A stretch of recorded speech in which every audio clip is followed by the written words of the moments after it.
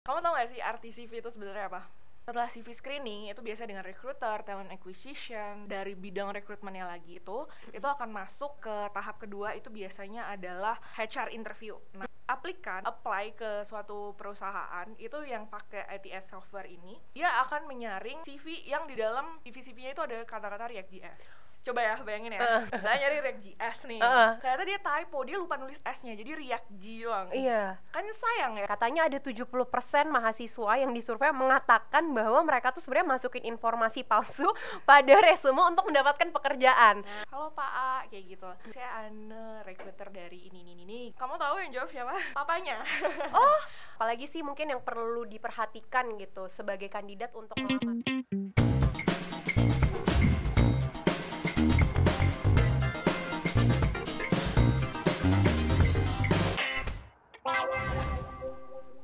Hello everyone, kembali lagi bersama aku Safira di podcast Deep Talk kali ini. Dan hari ini kita bakal bahas salah satu hal terpenting ketika rekrutmen, entah itu pekerjaan yang full time, internship. Pokoknya kalau misalnya kita lagi nge-apply pasti hal ini dibutuhin. Apa itu?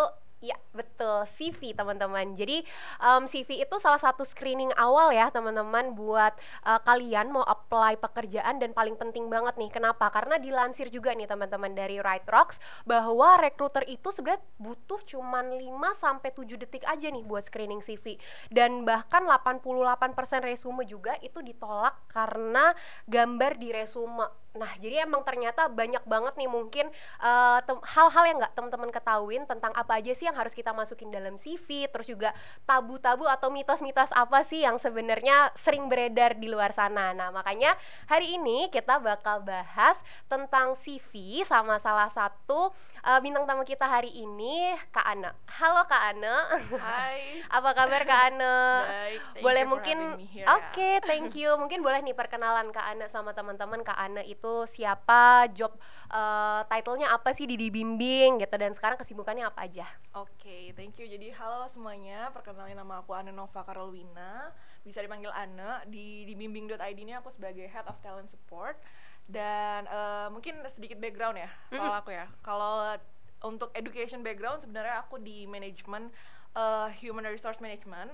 Lalu untuk background aku sebelumnya juga di bidang rekrutmen gitu. Wow, oke. Jadi mungkin kita langsung dive in aja kali ya Kak ke pertanyaan pertama nih. Mungkin menurut pengalaman dari Kak Ana mungkin udah sering banget ya sebagai Head of Talent Support, pasti banyak banget nih ngajar-ngajarin student dari Dibimbing ya buat gimana sih caranya untuk menjadi talent yang diminati gitu sama recruiter di luar sana. Nah, menurut pengalaman Kakak nih, bagaimana sih proses hiring rekrutmen di top companies yang ada di Indonesia gitu?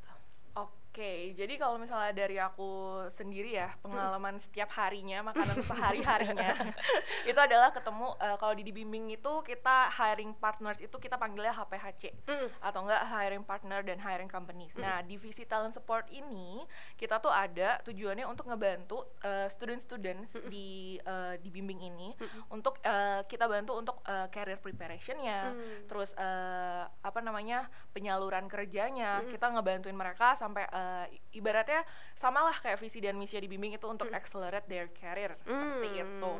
Nah, tentunya ya selain kita supply talent kan, berarti kan kita harus persiapin mereka students gitu, teman-teman untuk yang namanya masuk ke rekrutmen proses gitu. Nah, in general atau secara umum sebenarnya rekrutmen proses itu ada banyak. Cuman kayak yang umumnya itu adalah yang pertama ya, yang kayak tadi Safira sempat mention itu adalah CV screening. Karena itu nggak bisa di skip kayak gitu. Itu hal yang melelahkan sejujurnya, tapi itu nggak bisa di skip gitu. Karena kan yang masuk tuh biasanya ribuan CV, terus atau ratusan CV yang harus screening gitu. Lalu juga setelah CV screening itu biasa dengan recruiter, talent acquisition, terus kayak dari bidang rekrutmennya lagi itu akan masuk ke tahap kedua, itu biasanya adalah HR interview. Nah, di HR interview ini bedanya apa sih sama screening kayak gitu ya. Kalau misalnya di HR interview itu biasanya bedanya sama screening adalah kita lebih untuk make sure sih, sebagai HR juga kita make sure kandidat ini yang mereka klaim di CV itu benar atau enggak sih kayak gitu. Jadi kayak lebih memastikan. Terus kayak pengen tahu gitu cara komunikasinya itu gimana sih Sap kayak gitu. Kayak yang benar-benar kayak apa ya, in general dulu gitu. Sesuai enggak ya dia dengan culture-nya perusahaan seperti itu. Terus kayak sesuai nggak ya sama request-nya dari user seperti itu. Jadi kita biasanya screening tapi secara langsung kayak gitu dengan di interview HR. Lalu lanjut setelah HR interview itu ada yang namanya biasanya sih tes. Tes ini bisa psychological test. Terus bisa juga untuk tech position tuh biasanya ada coding test juga. Terus bisa juga mungkin English test dan lain sebagainya sih. Biasanya jadi ada beberapa rangkaian tes yang emang employers keluarkan atau perusahaan itu keluarkan untuk mengetes secara skillnya sih daripada dan psychologicalnya juga seperti itu. Lanjut kalau misalnya emang tes ini udah lolos, nah mereka akan lanjut nih ke yang namanya user interview. Nah user interview itu apa sih? Jadi di tahap ini tuh biasanya kita udah di tengah-tengah tahap rekrutmen proses nih, gitu. HR-nya udah seneng, dari segi skillnya juga mereka ternyata oke, kayak gitu, sesuai yang diharapkan. Nah, itulah bertemu nih dengan user. Untuk tech position, biasanya ini ngebahas mengenai hasil dari tesnya, gitu. Jadi kayak nanti akan didiskus, kamu pengerjaannya kayak gimana sih, gitu. Jadi kayak lebih teknikal lah ya pembahasannya dengan user, gitu. Nah, kalau misalnya kayak untuk hal-hal yang mungkin kayak desain dan lain sebagainya, itu di present biasanya di user interview itu. Jadi mereka kayak ini by the way berlaku both online sama offline ya untuk interviewnya. Jadi kayak entah mungkin present via Zoom atau presentnya langsung di depan para berarti sebelumnya dikasih case dulu mungkin ya? Di tes itu tuh biasanya rangkaiannya. Jadi lebih ke ini sih, supaya tahu aja emang benar nggak sih yang ada di CV gitu. Jadi emang penting banget kan CV itu gitu. Setelah dari user itu ini sebenarnya opsional sih. Biasanya ada final interview juga. Final interview itu biasanya udah tinggal kayak CEO yang pengen tahu aja gitu kayak gimana sih anaknya. Cuman nggak terus-terusan juga ada ya final interview. Selanjutnya kalau misalnya emang udah oke semua, barulah ke tahap offering stage, dimana akhirnya employers menawarkan pekerjaan tersebut ke kandidatnya kayak gitu. Itu in general sebenarnya kayak gitu. Mungkin ada beberapa lagi tambahan kayak MCU atau medical check up. Itu kan perusahaan tertentu mungkin ya. Benar-benar. Terus biasanya MCU yang emang dibantu dibiayain juga sama employers ya gitu. Jadi karena mereka pengen tahu untuk kesehatan in general kayak gimana. Tapi ya mostly itu yang tahap-tahap yang emang terjadi ya di company di Indonesia saat ini. Wow, menarik banget. Nah, berarti mungkin kalau dari berbagai kandidat yang melamar ya Kak Ana, gimana sih cara menentukan kalau lamaran seseorang itu bisa stand out atau mungkin lolos seleksi? Karena kan untuk nge-sort out kayak ribuan pasti ya yang ngelamar dari CV tuh pasti kayak dibimbing aja gitu ya teman-teman. Katanya tuh dari HR-nya aja sering kita kalau misalnya lagi town hall gitu, kayak dibimbing tuh misalnya ada 8.000, 10.000 yang daftar tapi 16 doang nih yang keterima gitu. Nah gimana nih kita menemukan orang-orang misal kayak di bimbingan 16 orang stand out ini kayak gimana sih Kak gitu? Oke, jadi menarik ya pertanyaannya. Jadi emang banyak banget sih CV itu yang udah ditemukan sama recruiter kayak gitu. Dan thank God dengan adanya ATS software gitu. Jadi ATS itu mungkin teman-teman sering dengar juga ya. ATS tuh apa sih kayak gitu? Kayak dulu tuh biasanya cuma CV aja deh. Sekarang tuh kenapa sih? Jadi kayak semua tuh harus serba ATS. Apaan tuh ATS? Benar-benar. ATS tuh jadi adalah applicant tracking system. Itu adalah basically itu adalah software yang dipakai oleh suatu perusahaan atau employers gitu untuk membantu tim rekrutmennya untuk mendapatkan kandidat yang memang mendekati dengan job description sama requirement yang udah ada di post. Jadi biasanya kan kita kalau mau apply itu kita lihat dulu kan job desk sama requirement. Benar. Ada banyak nih juga yang pas nge-apply, kandidat yang apply itu meleset. Jadi kayak yang penting gue dapet kerjaan misalnya nih. Jadi ya udah gue apply aja. Padahal sebenarnya skillnya tuh nggak sesuai misalnya, belum sesuai gitu. Nah jadinya dengan keberadaan ATS ini itu ngebantu recruiter untuk apa ya, dia mencari kata kunci keyword dari CV. Jadi dari job desk atau requirement-nya employers itu di match gitu loh dengan kata-kata yang ada di CV. Jadi kalau misalnya let's say ya tag position biasanya front end nih, itu kita pakai stack-nya adalah misalnya React.js yang dicari. Nah untuk jadi aplikan apply ke suatu perusahaan itu yang pakai ATS software ini, dia akan menyaring CV yang di dalam CV-nya itu ada kata-kata React.js. Gitu. Jadi itu akan stand out secara otomatis gitu. Itu kan ngebantu banget ya kayak gitu. Tapi kan tetap banyak. Iya benar, pasti banyak tuh, udah di sort out pasti tetap banyak nggak sih Kak? Tetap banyak, karena pertama dari years of experience, misalnya let's say ternyata butuh yang 2 tahun, ada nih yang masih 6 bulan, kayak gitu kan belum bisa. Nah itu sama halnya, minta years of experience misalnya 2 tahun, nah, nanti kebantu juga gitu, ada sih beberapa yang kebantu. Nah that's why penting banget punya CV itu yang emang kata-kata itu jelas, fontnya yang bisa kebaca sama si ATS ini, terus nggak typo. Coba ya bayangin ya, saya nyari React.js nih, ternyata dia typo, dia lupa nulis S-nya jadi React.J doang. Iya. Kan sayang ya. Jadi nggak masuk di top listnya di ATS ini ya? Iya sayang. Padahal sebenarnya mungkin dia adalah kandidat yang kita cari gitu.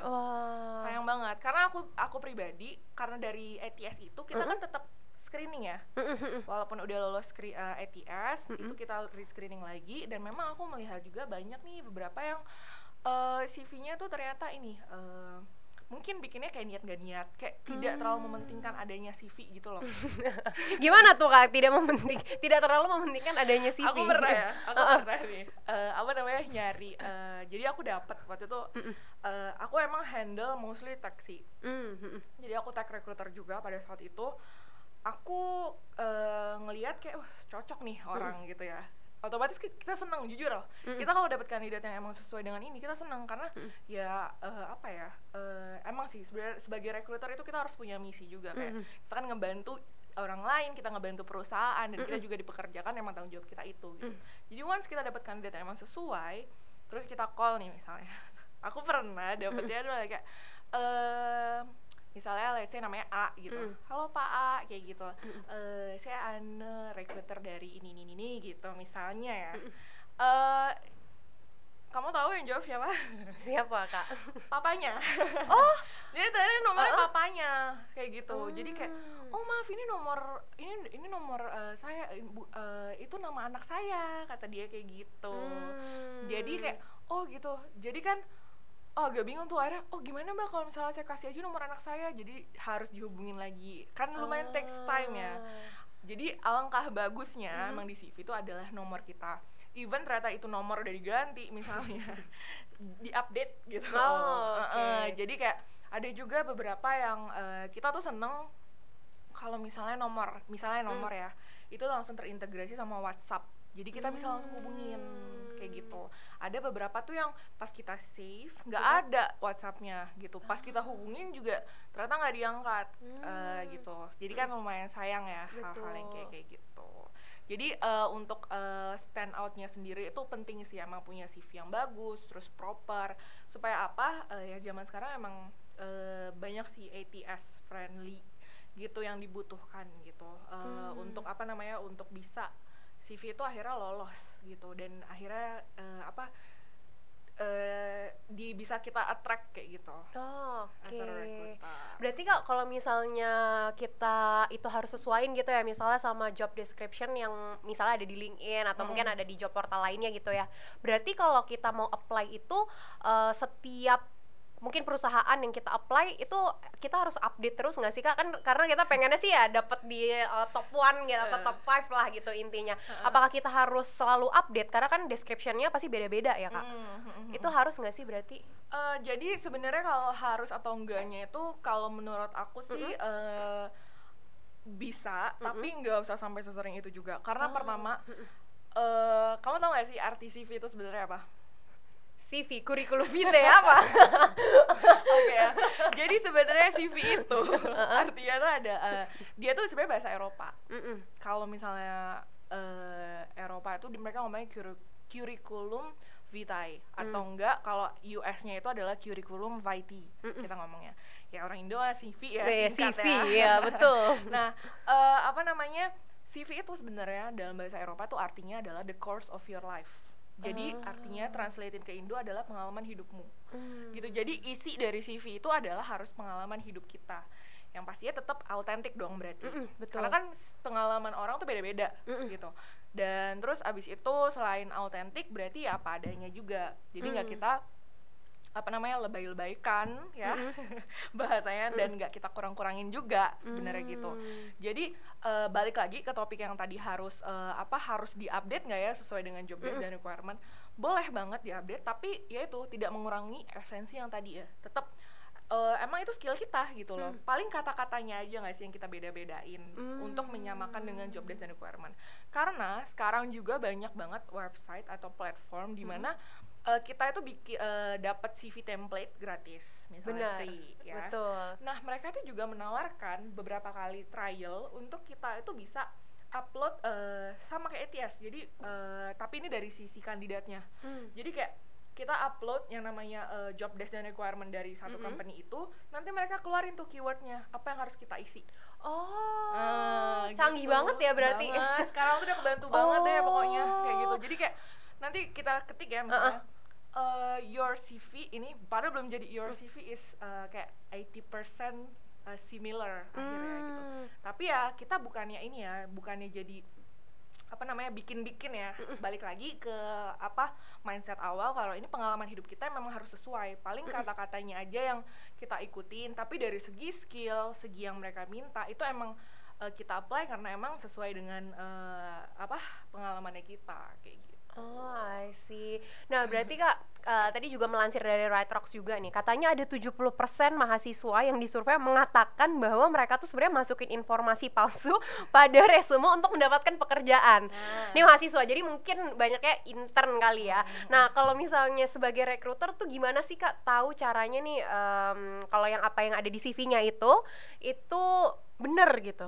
Itu gimana tuh Kak? Oke, jadi depends ya on apa yang mereka palsukan kayak gitu. Jadi biasanya itu kan lebih ke project misalnya. Biasanya itu tadi mahasiswa atau yang baru lah ya ibaratnya kayak gitu. Nah, itu biasanya kita minta portfolio juga.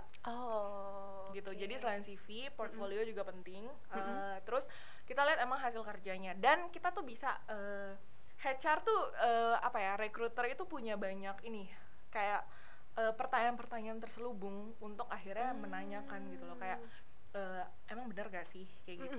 Kita bukannya berprasangka buruk tapi emang tugas kita untuk screening untuk gitu. make sure ya untuk make sure yang di CV itu benar atau enggak kayak gitu. Kayak let's say kayak dia ada nulis skill yang sebenarnya dia belum pernah kayak gitu misalnya kayak gitu. Nah itu kan dan ternyata skill itu memang yang kita lagi cari misalnya tapi dia palsukan tuh ya pasti kan itu semua kita juga akan komunikasikan kayak emang udah berapa tahun udah berapa lama ininya. Nah nanti itu semua akan tersaring pada saat coding test. Benar nggak sih sebenarnya?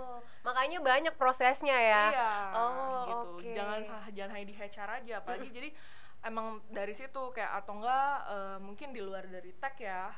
Jadi kayak ada beberapa tuh yang dia tuh kayak non tech misalnya kayak gitu kan mungkin ada banyak hal yang dia bisa katakan. Nah, itu semua akan akan terbukti dengan secara sendirinya sih nanti kayak gitu. Jadi better pesannya adalah nggak usah memalsukan lagi. Jadi be authentic aja, be yourself aja kayak apa yang emang kamu kerjakan. Dan kalau misalnya kok kayaknya masih dikit ternyata skill yang aku tahu, jawabannya adalah upgrade skill.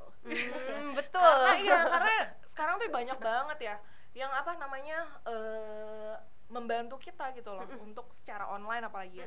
Itu untuk upgrade skill kita itu dan itu banyak banget, bisa mungkin nonton YouTube kah, ikut bootcamp kah atau ikut course kah dan lain sebagainya. Itu tuh banyak gitu. Jadi kalau emang merasa kurang ya udah it's time for you to upgrade your skill, I think. Oh, setuju banget sih Kak, karena mungkin ya teman-teman kalau misalnya ngerasa gitu skillnya kayak mau nulis di CV bingung nih ya, mau nulis apa gitu ya. Sebenarnya banyak banget cara teman-teman nih buat upgrade skill ya, kayak tadi kata Kak Ana ya, misalnya kita bisa mulai dari nonton YouTube, misalnya ada website-website gratis, pokoknya belajar otodidak tuh banyak banget yang gratis teman-teman. Terus misalnya nih kayak pengen video mungkin yang lebih upgrade gitu kali ya, mungkin kayak dibimbing kita nih ya, ada video course gitu ya. Kita tuh per topik tuh, misalnya teman-teman pengennya belajar UI UX, ada tuh misalnya teman-teman pengen belajar UI UX tentang apa, ada misalnya. Terus juga misal lebih pengen upgrade lagi nih setelah nonton-nonton video nih, kayaknya gue pengen bangun portofolio, pengen bangun networking, terus pengen misalnya kalau di bimbing itu ada penyaluran kerja, nah bisa ikut bootcamp gitu ya Kak, betul. Jadi pokoknya teman-teman tuh banyak banget, there are many ways to upgrade your skill ya Kak, betul. Dan berarti mungkin Kak, selain CV gitu ya, apalagi sih mungkin yang perlu diperhatikan gitu sebagai kandidat untuk melamar? Tadi kan mungkin udah CV, portofolio, terus apalagi sih Kak mungkin yang harus diperhatikan para pelamar kerja nih gitu? Oke, jadi kalau misalnya CV-nya udah ada, udah bagus, udah proper, portfolio juga udah dibikin dengan baik, terus apply nih biasanya kan. Itu yang pertama itu adalah kalau mau apply, tipsku adalah research dulu company-nya yang kita mau apply. Jadi jangan main asal apply aja kayak gitu. Jadi apa ya, kita pelajarin dulu company-nya, kira-kira cocok nggak ya gitu dengan aku atau apa dan sebagainya kayak gitu. Jadi mungkin bukan hanya untuk melihat kecocokan, tapi ya kita mau bekerja di suatu tempat itu, otomatis kan kita harus tahu dong lingkungannya seperti apa. Maksudnya kayak in general aja lah dulu kayak gitu. Nanti kan kita juga bisa tanya-tanya tuh pas HR interview kayak gitu. Tapi pas di awal menurut aku research dulu untuk mengenai employers atau company-nya. Yang kedua yang perlu dilakukan sama para teman-teman yang mungkin lagi aktif melamar adalah bikin aja list di Excel kayak gitu. Kita udah apply kemana aja sih? Kayak buat gitu. tracking juga ya. Buat tracking sendiri gitu. Terus prosesnya tuh di mana aja sih? Kayak gitu.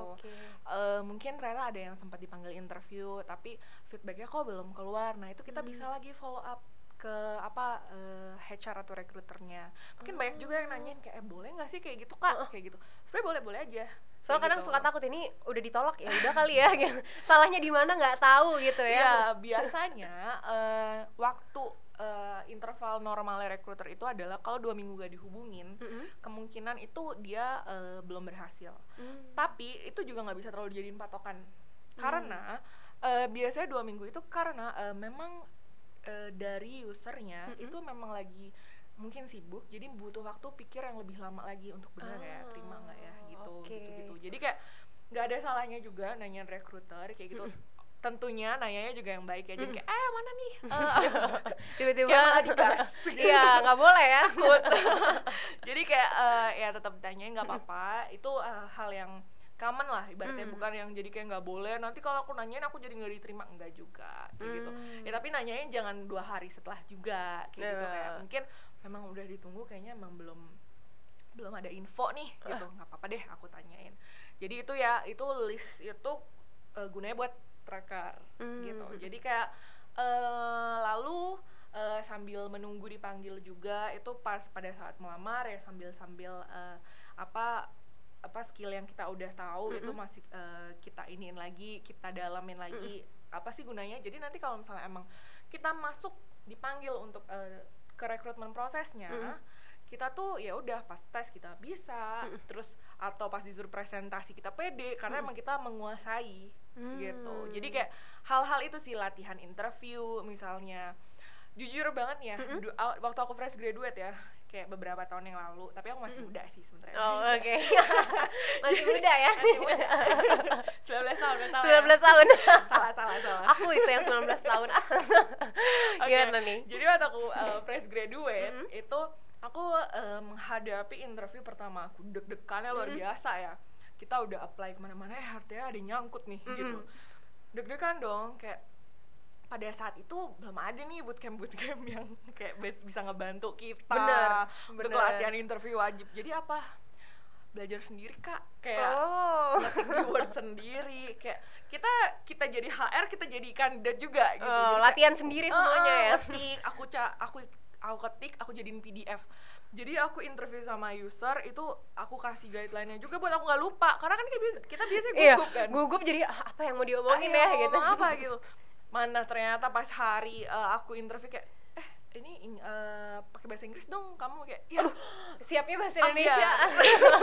Panik banget deh kalau disuruh tiba-tiba bahasa Inggris sama HR. Kenapa sih HR suka tiba-tiba surprisein kita gitu ya? Emang full of surprises sih kita. Jadi kayak kaget nih, gimana nih bahasa Inggris nggak siap nih. Iya, tapi untungnya pada saat itu aku juga memang upgrade skill. Waktu itu belum ada nih yang kayak gini digital skills. Ya aku tahun 2000 berapa ya waktu itu, 2017-an kayak ketahuan dah.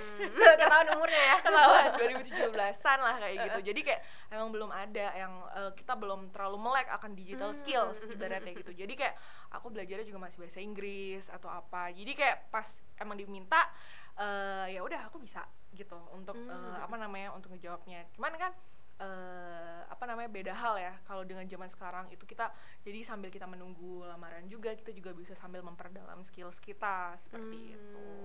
Oke, Kak Ana. Nah, berarti mungkin menurut Kak Ana apa sih yang membuat peserta yang lagi mau daftar gitu ya nggak lolos nih CV-nya, padahal formatnya udah bagus. Aku nggak tahu ya dalamnya gimana, tapi kan kalau misalnya aku sih ya gitu, misalnya ngeliat sekilas ini udah ATS friendly terus udah oke. Nah, tapi kenapa sih masih bisa nggak lolos tuh, karena apa sih, Kak? Banyak ya yang kayak gitu, tapi udah CV-nya bagus tapi kayak kok kayaknya belum lolos. Mungkin nih dari skillnya tuh ibaratnya kalau misalnya kita main tembakan kayak gitu, dia tuh meleset kayak gitu. Jadi kayak dari pengalamannya mungkin belum sesuai, terus skill yang dicari juga belum sesuai kayak gitu. Jadi kayak hal-hal yang kayak gitu sih yang akhirnya bikin kayak belum lolos gitu untuk CV-nya. Dan ya makanya sih balik lagi ya, penting juga untuk yang namanya kita mungkin nambah pengalaman nih kayak gitu. Jadi kayak I don't know, mungkin ngerjain project yang sesuai dengan backgroundnya dia dulu untuk menambah ya. Terus mungkin kalau misalnya masih teman-teman yang baru mau lulus misalnya ya, itu kan biasanya udah mulai mengenal CV gitu-gitu. Pas kuliah ambil aja kayak organisasi kayak gitu, jadi menambah pengalaman kita gitu, biar nggak kosong-kosong banget CV-nya. Aku pun waktu aku kuliah dulu, aku mencoba untuk tidak menjadi mahasiswa kupu-kupu, jadi kayak mencoba seaktif mungkin di kampus ya gitu, supaya biar di CV nggak kosong-kosong banget, Kak. Kayak gitu.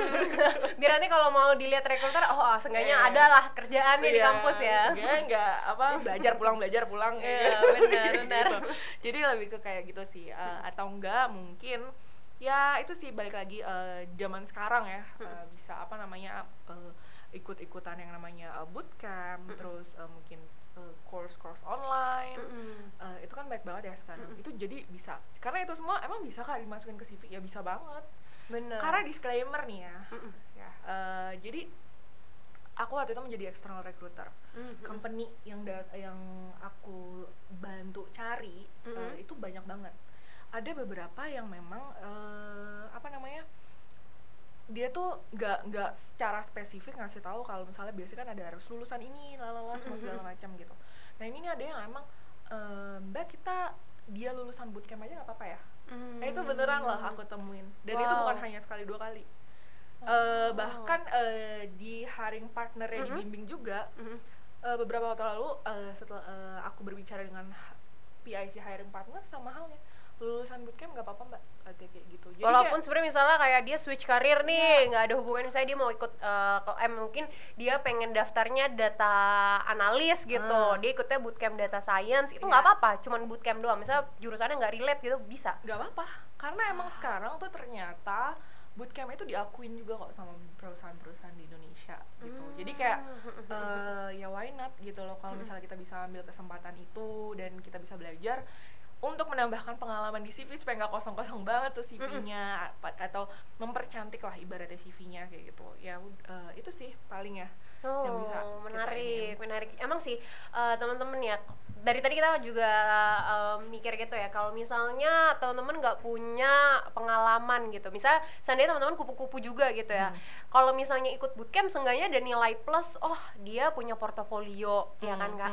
Terus juga teman-teman kan pasti kalau di bootcamp tuh pasti diajarinnya sama mentor-mentor yang udah expert gitu ya, di perusahaan-perusahaan yang udah well known lah pasti. Jadi kayak ilmu yang teman-teman dapetin tuh ya pasti real gitu ya, pasti akan pas ketika kerja nih ya itu yang bakal teman-teman hadapin gitu ya kan. Betul. Karena juga dari misalnya nih kalau bootcamp kan dibimbing ya teman-teman, itu kita setiap mau buka batch baru gitu ya, misalnya digital marketing, data science, UI UX, itu biasanya kita selalu ngelihat kebutuhan company ya.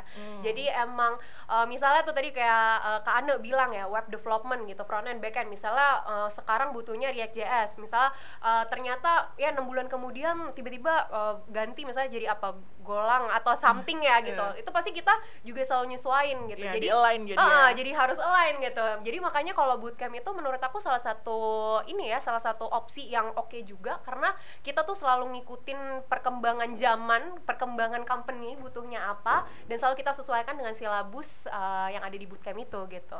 Oke, nah berarti mungkin terakhir nih Kak Ana, pesan dan mungkin pesan-pesan nih buat para penonton nih di rumah, gimana sih yang baru mau berkarir gitu, baru lulus atau mungkin baru mau internship gitu, mungkin ada nggak nih Kak pesan-pesan buat teman-teman gimana sih biar bisa dilirik sama recruiter? Oke, jadi mungkin pesan-pesan aku ya buat teman-teman di luar sana ya, yang teman-teman yang nonton podcast ini gitu, yang emang lagi bingung gitu loh, kayak aku mungkin fresh graduate, terus aku harus ngapain ya. Mungkin pesan aku adalah gini, kita ini sekarang hidup di digital era gitu ya, jadi kita juga sudah harus kayak equip diri kita lah ibaratnya.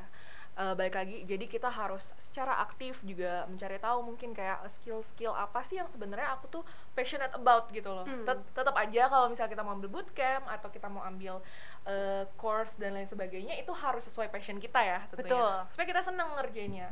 Nah, misalnya udah tahu nih kayaknya aku seneng untuk belajar A misalnya ya, let's say digital marketing. Ya udah go for it kayak gitu. Apalagi terutama di bimbing kita juga banyak ya video-video course-nya, bootcamp-nya juga gitu loh. Untuk bisa equip teman-teman, terus sekalian juga apalagi dibantu career preparation-nya gitu. Kita bantu untuk salurkan kerja gitu. Ke hiring partnernya kita. Jadi kayak selagi ada kesempatan ya kenapa nggak diambil kayak gitu. Jadi dan pesan aku juga adalah yaitu ya tetap kita harus melek sama keadaan sekitar kita sekarang di dunia ini. Dan yang kedua tetap sih percaya aja, kayak jangan cepat menyerah lah ibaratnya ya. Gitu. Karena aku percaya deh kayak hal-hal baik itu akan datang lah pada saat ya kita juga berusaha, kita udah belajar mungkin kayak dan pekerjaan itu akan datang juga kayak gitu loh buat kita someday, suatu saat di waktu yang tepat kayak gitu. Jadi jangan cepat menyerah nih buat teman-teman yang mungkin dari yang mau switch career, yang lagi galau juga, atau yang fresh graduate kayak gitu ya, percaya aja lah pasti bisa gitu. Oke, yes, bener banget teman-teman. Jadi kalau misalnya teman-teman nih pengen upgrade skill, pokoknya banyak cara ya. Dari tadi kita udah sebutin, bisa pakai website gratis, mau bikin CV sekarang tadi udah bisa ya di website gimana nih caranya biar bisa di ATS tuh yang oke gimana. Terus habis itu video-video di YouTube. Terus kita misalnya kalau mau lebih lagi, misalnya beli video course, misalnya kayak di bimbing ada, terus atau mungkin budgetnya lebih lagi nih teman-teman bisa ikut bootcamp gitu, yang outputnya juga penyaluran kerja ya bootcampnya gitu. Jadi teman-teman, thank you banget nih hari ini udah nonton Deep Talk kali ini. Dan mungkin kalau teman-teman tertarik ya tadi misalnya video course terus juga bootcamp, bisa banget langsung datang ke website kita di bimbing.id gitu. Thank you teman-teman udah nonton hari ini. Jangan lupa nonton video YouTube kita yang selanjutnya ya. Dan jangan lupa komen, like, dan subscribe. Thank you.